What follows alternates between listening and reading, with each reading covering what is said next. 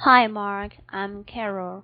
My student number is 5 and I'm going to read an article from TED.com. Steve Weiss, chimps have feelings and thoughts. They should also have rights. I'd like to have you look at this pencil.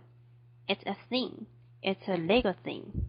And so are books you might have or the cars you own. They are all legal things. The great apps that you will see behind me, that too are legal things. Now, I can do that to legal things. I can do whatever I want to my book or my card. These great apps you will see. The photographs are taken by a man named James Morrison, who wrote a book called James R. Apps, and he tells in his books how every single one of them, almost every one of them, is an orphan who saw his mother and father die before his eyes. They are legal things. So for centuries, there's been a great legal war that separates legal things from legal persons. On one hand, legal things are invisible to judges. They don't count in law. They don't have any legal rights. They don't have the capacity for legal rights. They are the slaves. On the other side of that legal world are the legal persons. Legal persons are very visible to judges. They count in law. They may have many rights. They have the capacity for infinite number of rights. And they are the masters.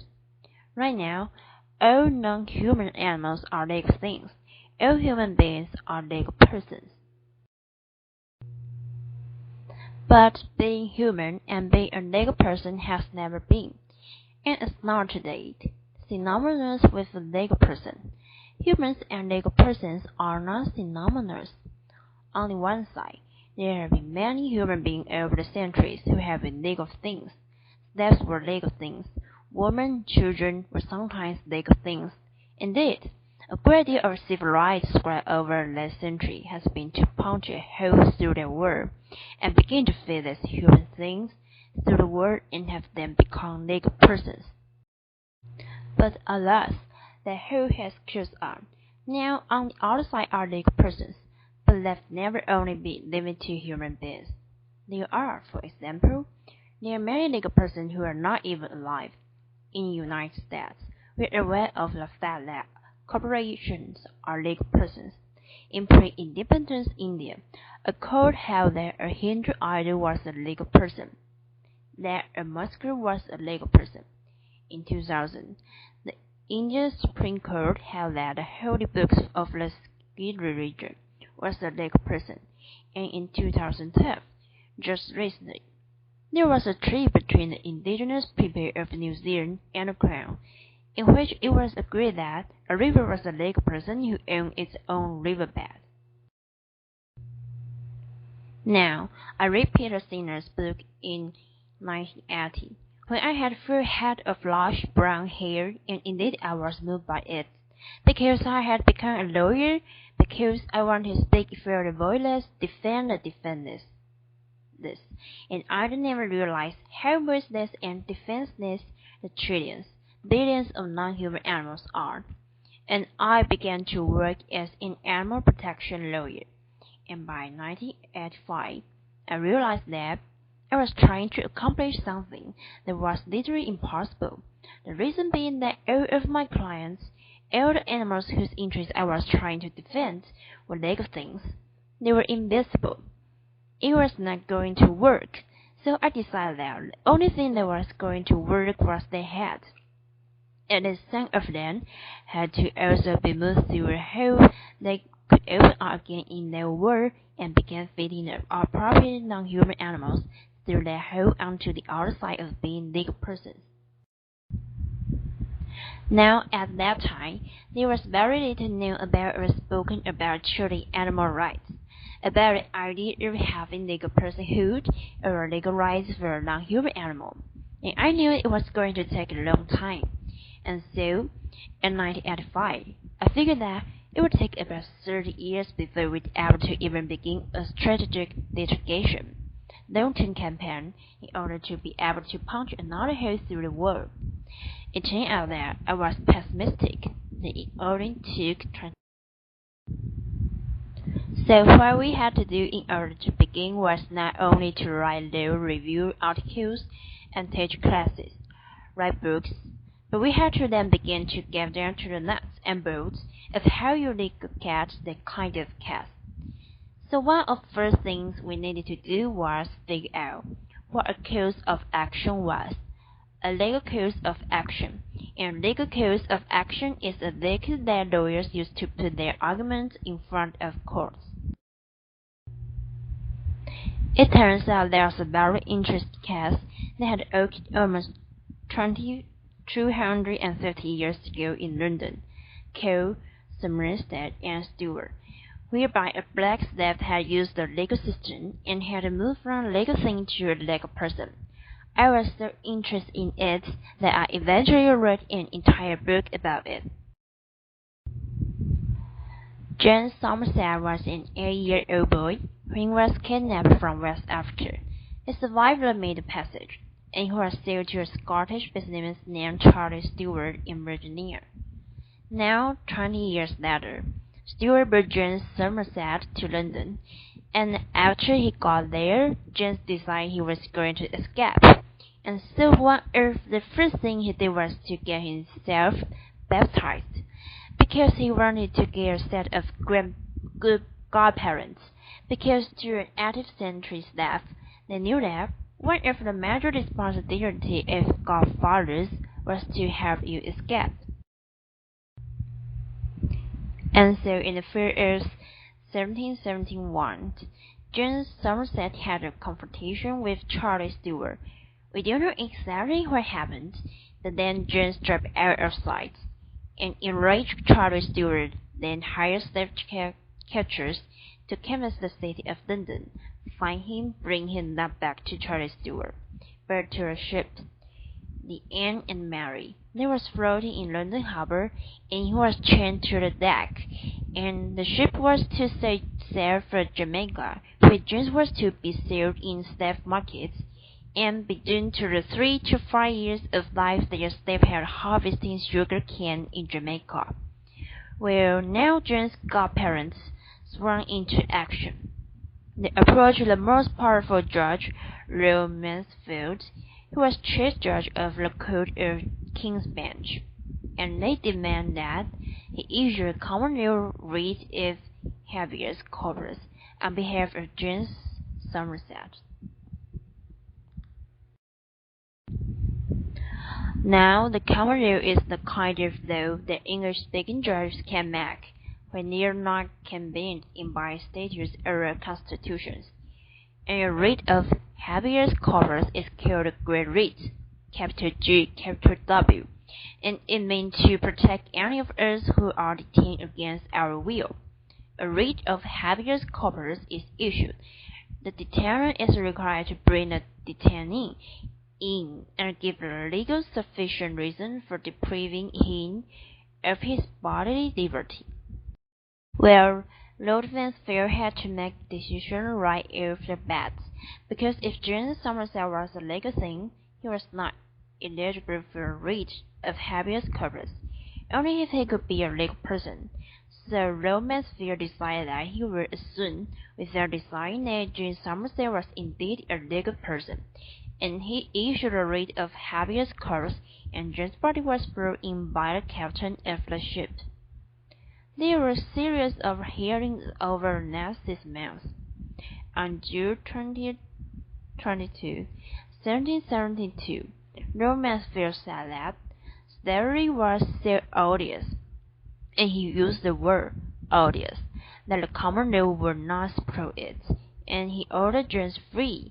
At the moment, James Somerset underwent a legal transsubstantiation. The free man who worked out of the courtroom looked exactly like the slave who had worked in. But as far as the law was concerned, they had nothing whatsoever in common.